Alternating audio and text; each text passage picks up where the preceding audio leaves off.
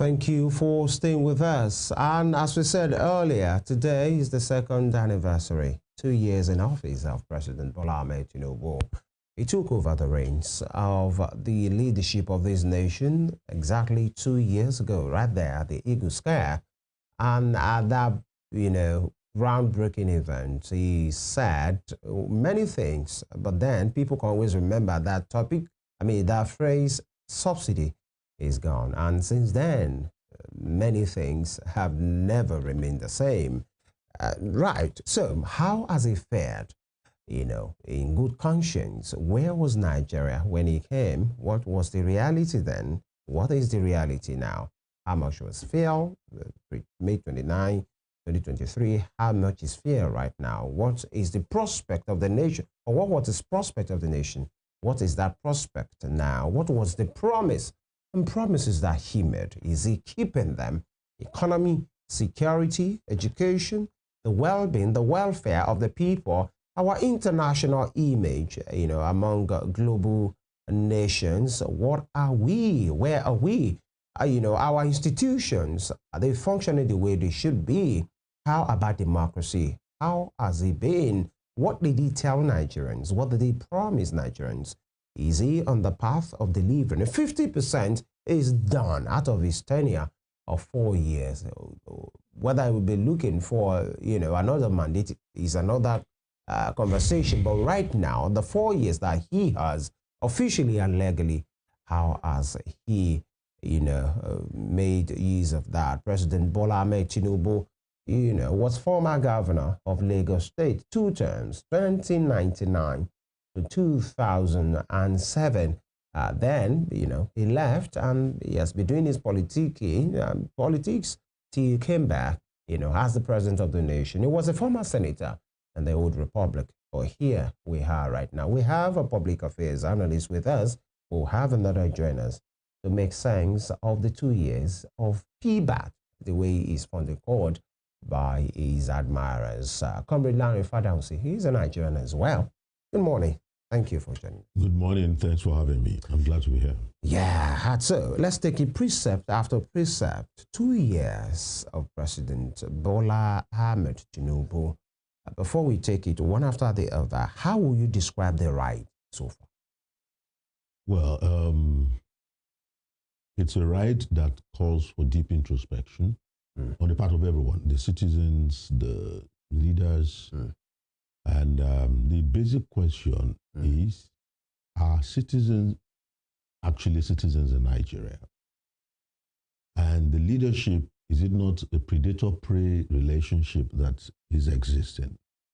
Because if you look at the lives of the political leadership and the elites, it looks decorated. And so for any outsider that sees them, the perception is that things are well with the nation. And when you look at the other side, the flip side of it is that the citizens, what has been benefits that they have received. Now, you don't just do such things without looking at precepts. Where are we coming from? Where are we? And how did we get here? By the June 2023, precisely, by June 2023, the debt profile of Nigeria was 77 trillion. By that time, the Buhari administration had been there for 8 years, leaving in February 2023. And from the debt profile of Jonathan of 7 trillion, that people held rallies to ensure he was not returned, right? During Jonathan's days, there was fuel subsidy being paid. When he tried to drop part of it, not all, a lot of people had rallies against that idea and he, in a way, shelved it. Well, there was subsidy on petroleum products, on fuel. There was subsidy on education. There was on a whole lot of things. However, the Jonathan administration left with a debt profile of 7 trillion. In 8 years of Buhari, it became 77 trillion. Gentlemen in the House, today, in 2 years that we are celebrating exactly today, we are at 176 trillion or thereabout. So that we know the arithmetic of actually what are we talking about here. Do you get the drift? That in 2 years, what took some 12, 14 years, because Jonathan was there for 6 years, and then plus 8 years of Buhari, and from 77 trillion. And then, don't also forget that the impression Nigerians were given was that we cannot continue funding subsidies. We have to be free of it so that we have enough money and resources to run with. Why did that again? So what really happened? Then it looks like, was it really necessary for the subsidy to have been removed? It has not made the lives of an average Nigerian better. It has only increased. Look at the people who are making money. The bankers are okay because they are returning huge, making huge returns. Yeah, and the oil and gas industry, they are profiting. But then, what are the things that caused it? What did we do to our currency? No nation in the world rises by destroying its own currency. And people can make mistakes, make amends. So that was why I said deep introspection, because it's not as if we are castigating, but we are saying a lot of people need their lives back. How do you feel as citizens of Nigeria when the likes of World Bank and IMF are telling you, look towards fighting poverty? There is multi-dimensional poverty in your polity. Try to work against such things. And as if we do not know that a lot of things outside here in the West, funding of stuffs in the West, we should think deeply. Look, do you know when Abacha died? Nations of the world are still returning the loot of Abacha to us. When it suits them, by rights, they should have said, look, we discovered this as slaves' money. Immediately the guy died. So what has been happening to the money? They were using it. So people steal from here, take over there, and they use it to run their economy. Won't we wake up someday and know that we cannot enliven the currency of other nations at the expense of our own? No nation rises on. If you look at the best currencies in the world, you'll be talking about Kuwait. It's not that Kuwait is huge or large, but Kuwait has its resources, manages it, and enlivens and strengthens its own currency. We are in that situation now that we must look at all the policies put together and assess where we are. But the truth remains that we have not been served as citizens of Nigeria. That's the truth in the 2 years. All right. Still looking at Tinubu's scorecard in the past 2 years, like you rightly said, debt profile has increased by over 100%. What took us 14 years, that's 6 plus 8, that's 14 years to get to, has actually increased by over 100% as of today, 2 years of President Bola Ahmed Tinubu in office. And of course, like you rightly mentioned as well, fuel subsidy, of course, was removed, and monies gained from that. Where has it gone to? Just this week we saw that within 2 years, we've actually saved about 7 trillion naira, over 7 trillion naira from the removal of fuel subsidy alone. The question is, where has the money gone to? And we keep borrowing. Just on Tuesday at the plenary, 3 letters were read, requesting, for another borrowing of about $24 billion. Okay, not to talk of the 758 billion naira pension bond and all that. So again, it's quite clear. The optics are not looking very good for President Bola Ahmed Tinubu. In fact, a lot of Nigerians are saying that Nigerians are worse off, that Nigerians have never had it bad. I'm going to quote the Coalition of United Political Parties, CUPP, in a statement released by them, signed by their spokesperson, Comrade Mark Adebayo. They looked at some metrics to say that Nigerians have never had it this bad.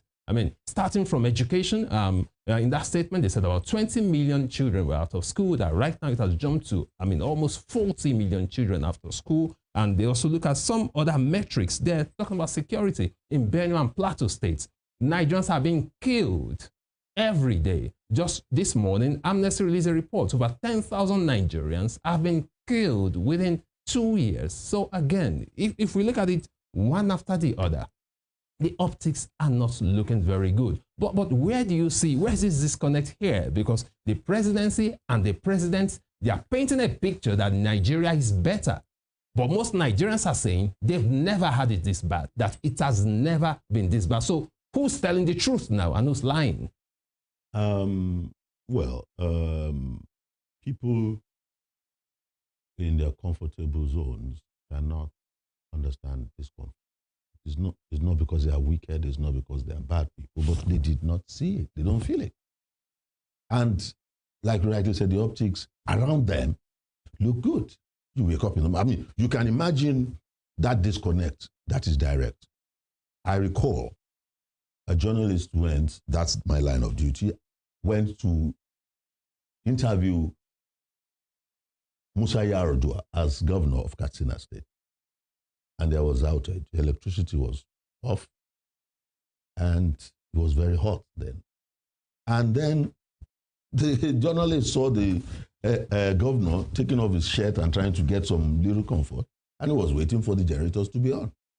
So the governor said, you still want to continue your interview? I'm waiting until they bring light. But if you think I'm putting on generator here, my people are in a blackout, forget it, not in this government house. It is the person. It is the person that drives. The leadership, you must lead from up front.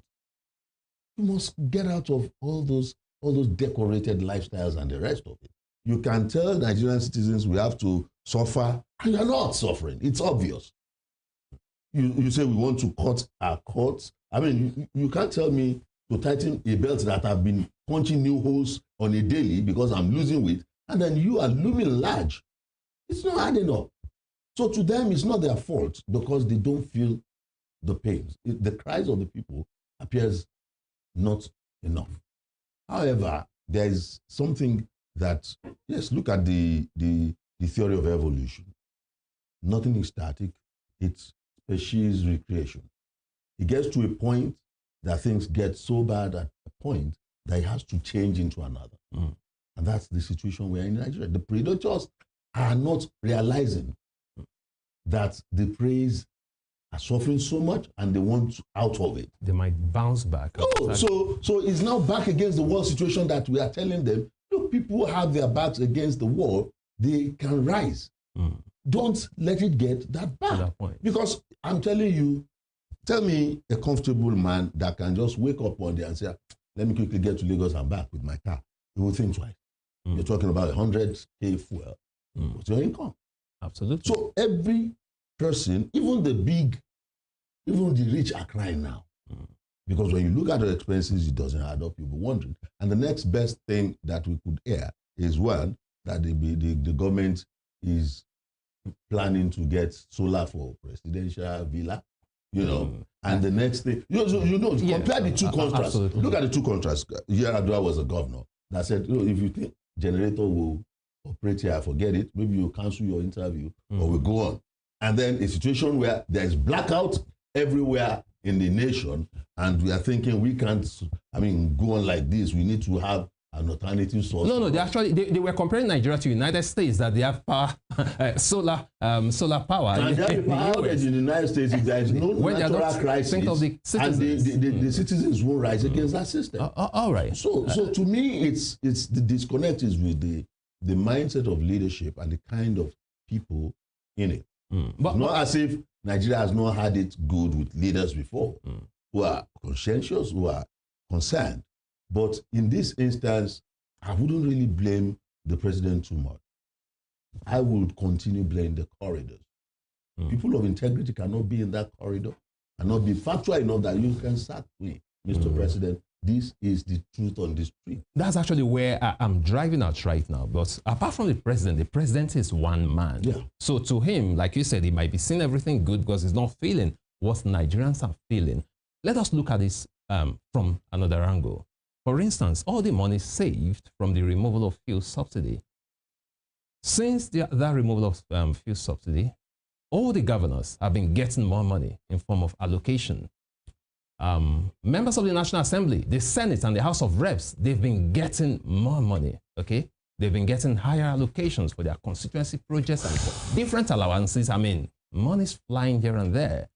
So at this point, the president has been releasing more funds to the state government and also to the National Assembly, and they are just singing his praises. Are you not worried that money is actually circulating, but among the leaders alone, because they are getting more funds? Majority of the leaders are praising the president. Majority of the governors, even those in the opposition who are supposed to tackle the administration and its policies, they are busy singing the praises of Mr. President just because they are getting more funds. They've never had such funds before. So the leaders are actually getting funds, but it's not trickling down to the masses, to the people. So are you not worried about this? Because this is not just about the president, about the governors, about our representatives at the National Assembly. What exactly do you think is the problem with them? A lot of people are living in pimpers' paradise. You know, a pimp dresses fine, wears good clothes, and tells the prostitutes use it. That look, there's money in this business, let's roll it. But there are pawns in this game. This is a pimpers' paradise that you think all is well, but the time things catch up. There are money in that circle that you are talking about, but the reality of it is that people are not sincere about everything. I will tell you, oh, more money has been pumped into the states. But the reality is, okay, I'm the councillor, not even governor. I'm a councillor, and you say I use 100 liters a week to do my councillorship job, right? So now, when I got there, 100 liters would be 200 naira in 100 places. So now it is 900 naira in 100 places. Do you know the multiples? That is more than 4 times. And you are saying I'm now getting ×2 or ×3, and people are shouting all over. Is that correlating with what it's the reality on ground? So people are not, but the truth is, how much have we made by the subsidy? Are you factual about the figures? So if you made 1 trillion and you are spreading 200 million to us, and we used to get 20 million, is it still correlating with what you have made? So if there's not that clarity of this is the truth, how can we be a nation? We travel everywhere. Every time they're in Dubai, they go to Germany for this, they go to there, they say they are studying, they go for the fun, but the truth is, those are nations you see all technology they use in ensuring that every wealth of the state is not pilfered. They meter their things and stuff.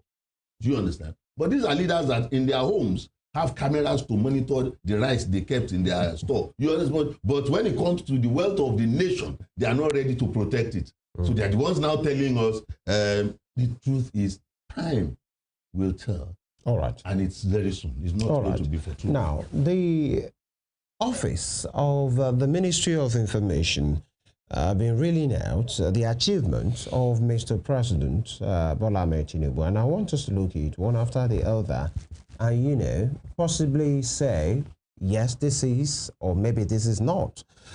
For example, on This Day newspaper for today, if you can have that put up, This Day newspaper, they said over 900,000 beneficiaries of Presidential Loan and Grant Scheme.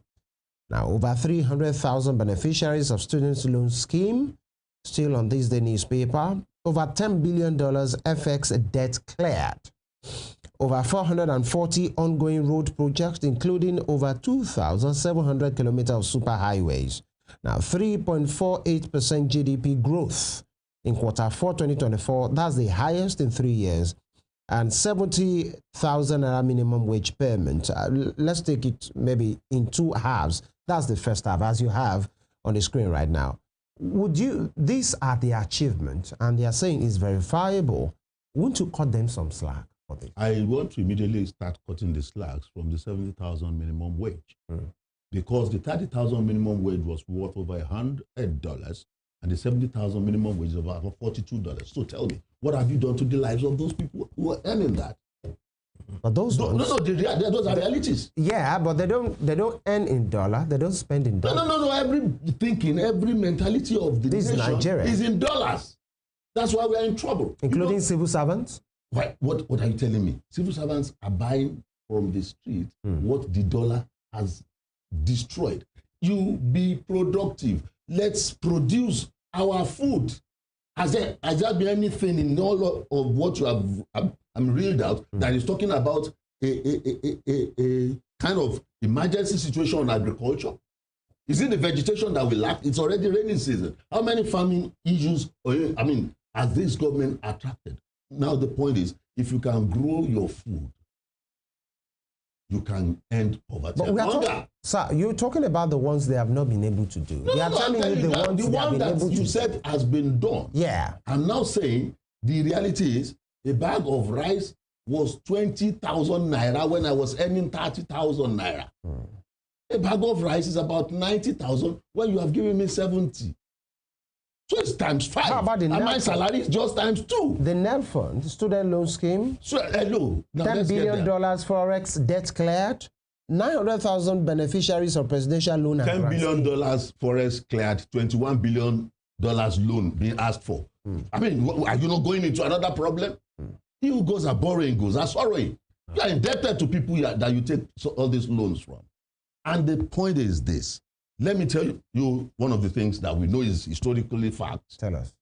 China broke free and became independent.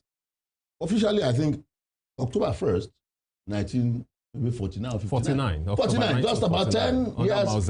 About 10 years ahead of Nigeria. 10 years. But they started by saying, wait a minute, what we cannot produce, we do not consume. Hello? They have population. Whoever wants to trade with China will go there with their policies. You make your money. The American president has factories in China. Do you understand? What does China do? China says, look, wait a minute. What you normally pay people like $40 a day, just bring $2 to our people. They will do your job for you. And they brought their factories down. But in yen, when they pay their citizens, that $2 will buy their citizens what the $40 cannot buy the American citizen. Settles it. But why can't we go that route? We are now saying we are giving the dollar strength. We are a nation trading forex as commodity. We are not trading rice. We are not trading yam. We are not trading beans. We are trading another nation's currency. But it's just paper. It is not value. It's paper. Are you laying that at the doorstep of President Tinubu? Because one would say it didn't just start in the last 2 years. Hello, he started with the flotation. Are you blaming him with that? Dollar racketeering has always been with us. Well, for those who need it. But governments had a policy. You had a Naira card. If you want to transact in China, carry your Naira card, has the value of your Naira, and go and transact in China. But the moment we brought other nations' currencies on our streets, we destroyed our own. Look at it this way. It happened, and then I was wondering, do you think those people are stupid? All Chinese citizens that work for Chinese concerns in Nigeria earn in the Chinese currency. And they discovered you have destroyed your own Naira, and it's going to affect the value of what their own currency can get for their citizens. They opened a Chinese mall. Chinese citizens go and buy. It's our products. 90% of products that are commodity products that Nigerians consume are from China. So why must you value them in dollars? So people are saying they are discriminatory, they are just selling to their citizens. Do you think they are fools? If your system is stupid enough to look away, they won't look away. All right. But it was like telling us, think deeply. Is this really working for you? Well, to my mind, if we said, if you want to produce here, well, 30,000 minimum wage, we'll pay that, come and set up your, but you can't bring your product without at least 40–50% of it being produced here. All right, comrade. People will get sense and people will get jobs. All right, comrade Fadansi. Still looking at 2 years of PBAT, President Bola Ahmed Tinubu in office. As a journalist, personally, I make bold to say that I would not, be interested in looking at the propaganda being released by the government. I would rather like to feel the pulse of the people being led. So away from that, I'd like us to look at the sectors one after the other. For instance, what are the improvements we've seen? Let's start with education sector.